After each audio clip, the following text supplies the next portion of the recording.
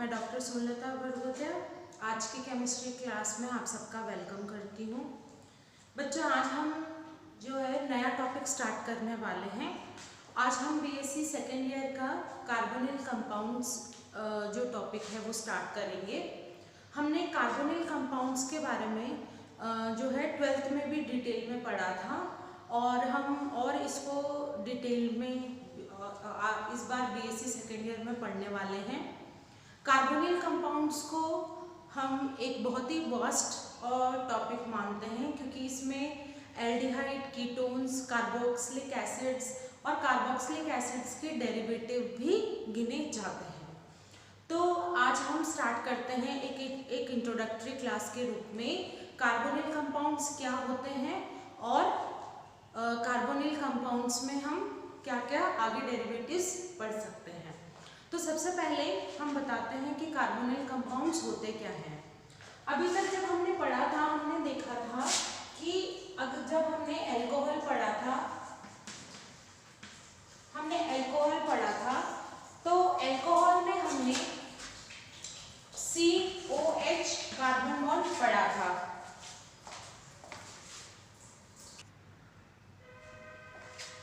COH carbon bond पढ़ा था। जब हमने फिनॉल पढ़ा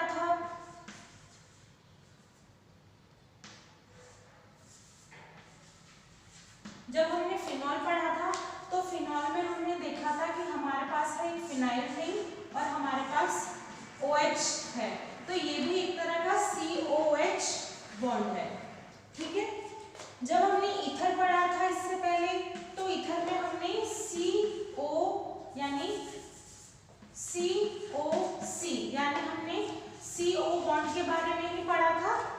ठीक है, ये हमारा ईथर है, तो इसको हम ROR भी लिखते हैं। ठीक है, होता तो ये कार्बन ऑक्सीजन बॉन्ड ही है।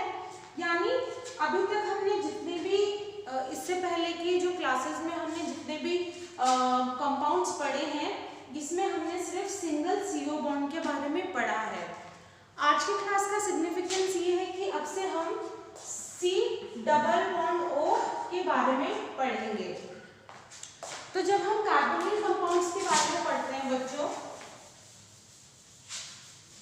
जब हम कार्बोनिल कंपाउंड्स के बारे में पढ़ते हैं तो इसमें हम C डबल बॉन्ड O और इस बॉन्ड के बारे में पढ़ते हैं। यानी यहाँ पे एक कार्बन जो है डबल बॉन्ड के साथ एक सिग्मा बॉन्ड और एक पाई बॉन्ड डबल बॉन्ड के साथ ऑक्सीजन के साथ बाउंडेड है।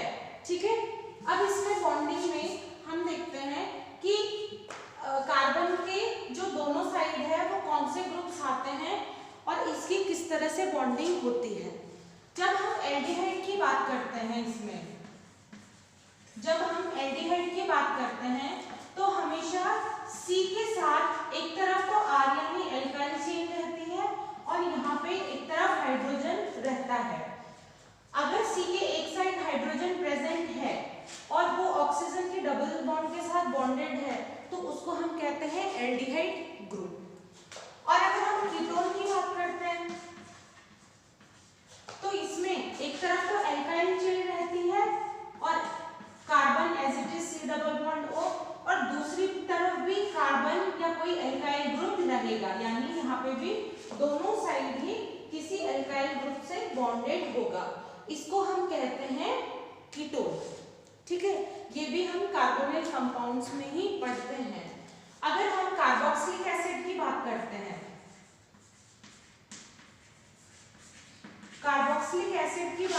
हैं, तो एक है हमारे पास R, दूसरी तरफ है C डबल बॉन्ड O और दूसरी तरफ ऑक्सीजन।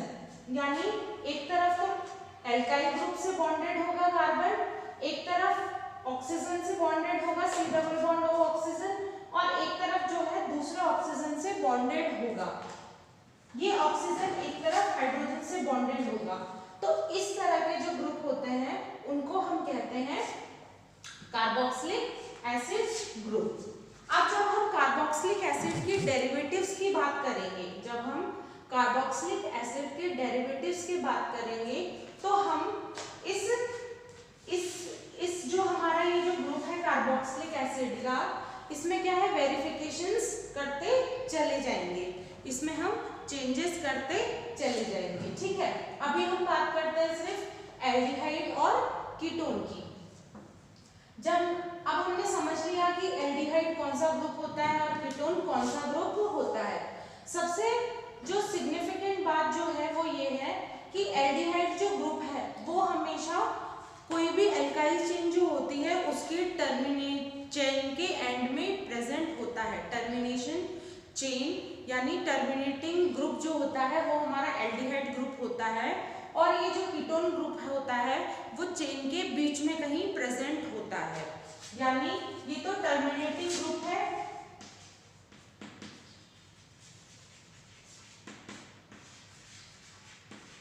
इसको हम टर्मिनेटिंग ग्रुप कहते हैं, क्योंकि ये जो एल्काइल चेन या जो भी हम चेन स्टडी कर रहे हैं उसके जो लास्ट में जो ग्रुप होगा वो एल्डिहाइड होगा। अगर ये कीटोन ग्रुप कहीं बीच में शिफ्ट हो जाता है तो वो ये कार्बोनिल ग्रुप अगर कहीं बीच में शिफ्ट हो जाता है तो वो कीटोन में चेंज हो जाता है, यानी वो एक कीटोनिक ग्रुप बन जाता है। तो ये हमने सीखे कि क्या क्या कार्बोनिल कंपाउंड्स में हम क्या क्या पढ़ रहे हैं। अब हम इसकी कुछ स्ट्रक्चर की बात करते हैं।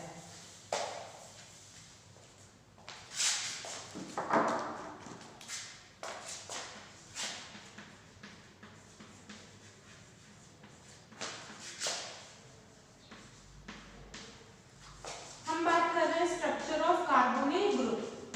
ठीक है, हम अभी बात कर रहे हैं स्ट्रक्चर ऑफ कार्बोनिल ग्रुप। अब बच्चों स्ट्रक्चर ऑफ कार्बोनिल ग्रुप में हमने सीख तो लिया कि ये किस कार्बोनिल ग्रुप कहते किसे हैं, यानी हमारे पास एक कार्बन है, एक ऑक्सीजन है।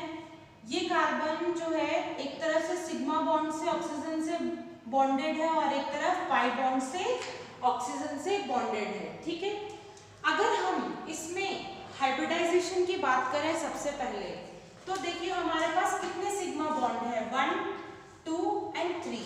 हमारे पास कितने सिग्मा बॉन्ड है, 1, 2 एंड 3 सिग्मा बॉन्ड है, प्लस 1, 2, 3, 4, यानी इसके पास कोई लोन पेयर तो है नहीं। इसकी वैलेंस जो इलेक्ट्रॉन्स हैं वो सारे के सारे बॉन्डिंग में है, तो हम इसको 3 + 0 के फॉर्म में लिखें तो टोटल हमारे पास 3 जो है इलेक्ट्रॉन सिस्टम बन रहा है। तो 3 के हिसाब से कार्बन का जो हाइब्रिडाइजेशन है वो sp2 हो जाता है।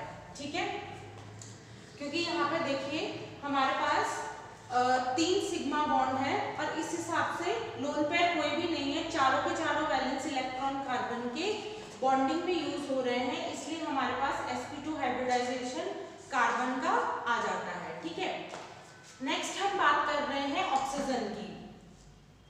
ऑक्सीजन की बात करें बच्चों तो ऑक्सीजन के पास हमारे पास 2 लोन पेयर अवेलेबल है यहाँ पे। ठीक है, तो इसके हिसाब से 1, 2, 3, 4, 5, 6, यानी हम यहाँ पे करें तो 3 जो है हमारे पास 3 जो सेट है, एक सेट ये, एक सेट ये और एक सेट ये, इस हिसाब से ऑक्सीजन का हाइब्रिडाइजेशन भी sp2 आ जाता है। ठीक है, ऑक्सीजन का जो हाइब्रिडाइजेशन है वो भी sp2 गिन सकते हैं। अब अगर कार्बन की हम इलेक्ट्रॉनिक कॉन्फ़िगरेशन लिखें 1s2 2s2 and 2p2, 2p2 को हम लिख सकते हैं 2px1 और 2py1 2pz0। ठीक है, क्योंकि हमारे पास p में जो है 2 इलेक्ट्रॉन्स हैं। sp2 हाइब्रिडाइजेशन के दौरान ये जो एक एक्साइटेड स्टेट में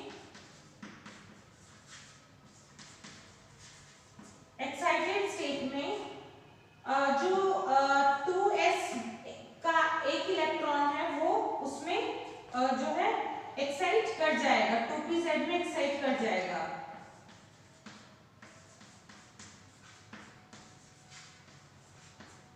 तो हमारे पास इससे मिलके बनेगा sp2 हाइब्रिडाइजेशन।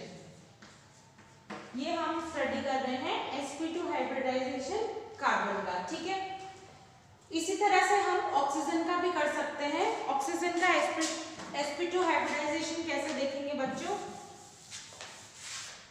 ऑक्सीजन है, ऑक्सीजन का कॉन्फ़िगरेशन होता है 1s2 2s2 2p4। Excited state में बात करें तो 2s2 है, 2px1, 2px2 में इलेक्ट्रॉन है, 2py में 1 इलेक्ट्रॉन है, 2pz में भी 1 इलेक्ट्रॉन है। ठीक है, 2pz में भी 1 इलेक्ट्रॉन है। अब sp2 हाइब्रिडाइजेशन के दौरान इन इलेक्ट्रॉन्स की इंटरमिक्सिंग होगी और इन ऑर्बिटल्स की इंटरमिक्सिंग होगी और हमारे पास बनेगा sp2 हाइब्रिडाइजेशन। तो कार्बन और ऑक्सीजन जो दोनों हैं वो sp2 हाइब्रिडाइजेशन स्टेट में है। अब जब हम इसका open structured orbital diagram draw करते हैं,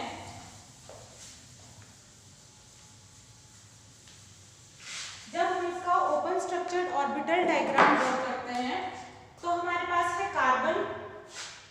कार्बन एक सिग्मा बॉन्ड से ऑक्सीजन के साथ जो है अटैच्ड है।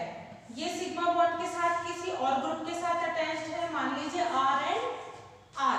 ठीक है, इसके पास हमारे पास Z में 2 इलेक्ट्रॉन्स आए थे, उधर हमने बात की थी, तो यहाँ नहीं, यहाँ इसके पास अनहाइब्रिडाइज्ड p ऑर्बिटल है और ऑक्सीजन के पास भी अनहाइब्रिडाइज्ड p ऑर्बिटल्स हैं।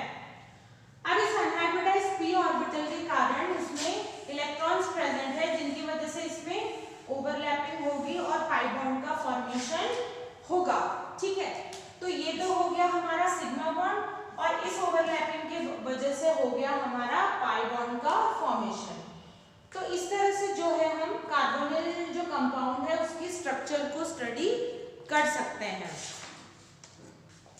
आगे देखते हैं बच्चों।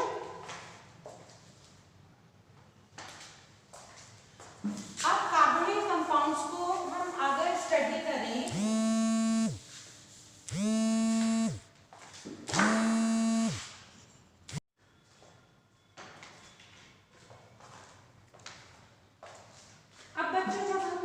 ऑर्बिटल डायग्राम की बात कर ली है तो अब हम कुछ इसके बॉन्ड एंगल्स की भी बात यहाँ पे ज़रूर करेंगे, क्योंकि कोई भी स्ट्रक्चर की जब हम स्टडी करते हैं तो बॉन्ड एंगल्स के विवरण के बिना हम स्ट्रक्चर की स्टडी इनकम्प्लीट समझते हैं।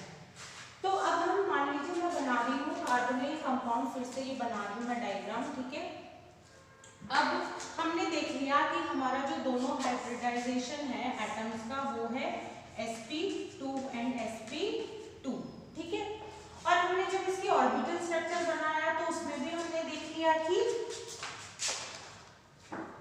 जब हमने इसका ऑर्बिटल स्ट्रक्चर बनाया तो उसमें भी हमने कार्बन का देखा, ये सिग्मा बॉन्ड है, ये ऑक्सीजन है, यहाँ पे ये जो पाई ऑर्बिटल्स हैं ये, और इनके ऊपर लैप से बन रहा है पाई ऑर्बिटल और यहाँ पे बन रहा है सिग्मा ऑर्बिटल। ठीक है, अब इसमें ऑक्सीजन के पास 2 लोन पेयर और है तो हम यहाँ पे 2 लोन पेयर और बना देते हैं। ठीक है, हमारे पास ऑक्सीजन के पास 2 लोन पेयर और हैं जो हमने ये बना दिए। अब हम अगर हम इसको स्टडी करें या इसको स्टडी करें एक ही बात है, वो उसका ऑर्बिटल रिप्रेजेंटेशन है। इसमें अगर sp2 हाइब्रिडाइजेशन होता है तो हम स्ट्रक्चर क्या होती है, प्लेनर स्ट्रक्चर होती है, प्लेनर, यानी दोनों एटम्स की जो ऑर्बिटल्स हैं वो एक ही प्लेन में है। एक ही प्लेन में होने के कारण अगर हम इक्वल एंगल डिस्ट्रीब्यूट करें तो एंगल बनता है 120 डिग्री, यानी इसके जो बॉन्ड्स हैं उसके बीच में एंगल है 120 डिग्री। ठीक है बच्चों, सबसे बड़ी बात कि ऑक्सीजन के पास 2 लोन पेयर्स हैं, 2 लोन पेयर का जो हम उसकी वजह से जो यहाँ पे जो डबल बॉन्ड है, जैसे कि यहाँ पे अगर इसके 2 लोन पेयर है और यहाँ पे भी डबल बॉन्ड है, तो इससे हम इन्फ्रेंस कर सकते हैं कि ऐसा नहीं है कि यहाँ पे तो एक 90 डिग्री हो जाए और ये जो बॉन्ड है वो श्रिंक हो जाए तो वो डिसबैलेंस हो जाएगा। तो ये बॉन्ड में मैक्सिमम गैप रखने के लिए और मिनिमम रिपल्शन रखने के लिए भी जो मोस्ट आइडियल सुटेबल जो हमारा बॉन्ड एंगल है वो हमें बनता है 120 डिग्री। तो हम ये देखते बनता है। आगे हम इसकी जो स्ट्रक्चर है उसकी बात करते हैं, तो इसमें रेजोनेंस स्ट्रक्चर की भी थोड़ी सी चर्चा कर लेते हैं। इसमें देखिए कि मान लीजिए हमारे पास ये कार्बोनिल कंपाउंड है, यानी ये हमारा कार्बन है, ये ऑक्सीजन है। अब हमें ये पता है जो कार्बन है वो ऑक्सीजन से ज्यादा इलेक्ट्रोनेगेटिव है, यानी ये अपनी टेंडेंसी रखता है कि ये ज्यादा जो इलेक्ट्रॉन्स है उसको अपनी ओर खींचने की टेंडेंसी रखता है। It is the tendency of an electron to pull the shared pair of electron towards itself, यानी यहाँ पे ये अपनी तरफ खींच रहा है, ठीक है। तो इसकी वजह से ये पाई इलेक्ट्रॉन का शिफ्ट ज्यादा जो है ऑक्सीजन की तरफ रहता है, तो कार्बन पे क्या है इलेक्ट्रोनेगेटिव पॉजिटिव चार्ज और ऑक्सीजन के ऊपर इलेक्ट्रोनेगेटिव चार्ज जनरेट हो जाता है, ठीक है।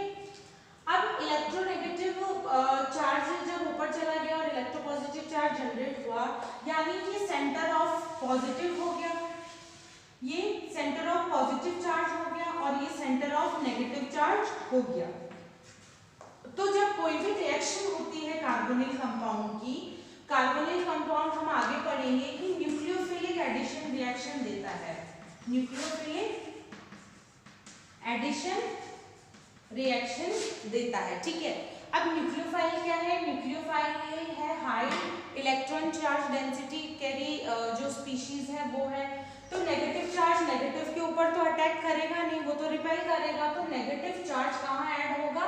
पॉजिटिव सेंटर पे, यानी न्यूक्लियोफाइल एडिशन रिएक्शन में न्यूक्लियोफाइल कार्बन के ऊपर जाके ऐड होगा, और वही जो पॉजिटिव चार्ज है वो कहाँ जाके ऐड होगा? वो होगा ऑक्सीजन के ऊपर जाके ऐड, क्योंकि यहाँ पे हमारे पास कार्बन के ऊपर है partially positive charge and partially negative charge है ऑक्सीजन के ऊपर, ठीक है। तो ये इस बात का भी हम ध्यान रखेंगे कि कार्बोनिल कंपाउंड में इस तरह की जो रेजोनेटिंग स्ट्रक्चर है उसमें जो पॉजिटिव चार्ज जो कैरियर जो है सेंटर है वो हम कार्बन के ऊपर ही जनरेट कर रहे हैं, और न्यूक्लियोफाइल का जो एडिशन है वो कार्बन के ऊपर ही करवा रहे हैं, ठीक है बच्चों। तो ये कुछ हमने चर्चा की थी आज इंट्रोडक्शन ऑफ कार्बोनिल कंपाउंड, और हमने कार्बोनिल कंपाउंड के स्ट्रक्चर के बारे में भी चर्चा की है। अब आगे की आने वाली क्लासेस में हम नेमिंग ऑफ कार्बोनिल कंपाउंड्स के बारे में चर्चा करेंगे। नेमिंग ऑफ कार्बोनिल कंपाउंड्स में हम ट्राइबल नेम्स यानी कॉमन नेम्स भी सीखेंगे और उनका आयुर्वेदिक नेम भी सीखेंगे। ट्राइबल नेम्स हमें सीखने इसलिए ज़रूरी हैं क्योंकि एग्जाम्स में या क्वेश्चन में कभी कभी उनकी कॉमन नेम से ही क्वेश्चन पूछा चला जाता है। तो अगर हम उनके कॉमन नेम से उनको नहीं जानेंगे कि कौन से एल्डिहाइड को क्या नाम दिया है, कौन से कीटोन को हम कॉमनली क्या बुलाते हैं, तो हम क्या है क्वेश्चन करने की फॉर्म में नहीं होंगे। साथ ही हम उनके डेरिवेटिव्स के बारे में भी कुछ है उनकी नेमिंग की स्टडी करेंगे। जब हम कार्बोनिल कंपाउंड्स के डेरिवेटिव्स बनाते हैं तो हम देखते हैं कि कार्बोनिल कंपाउंड का कॉमन जनरल फॉर्मूला होता है CnH2nO, ठीक है, CnH2nO, तो CnH2nO, ठीक है। तो जब हम इनके डेरिवेटिव्स बनाते हैं तो हम इसके जनरल फॉर्मूले से आगे के डेरिवेटिव्स डिराइव कर लेते हैं, और हम उनकी नेमिंग भी सीखेंगे, उनके आयुर्वेदिक नेमिंग भी सीखेंगे, और उनके सिंथेसिस के मेथड के बारे में भी डिस्कशन करेंगे। सो अभी तक के लिए थैंक यू।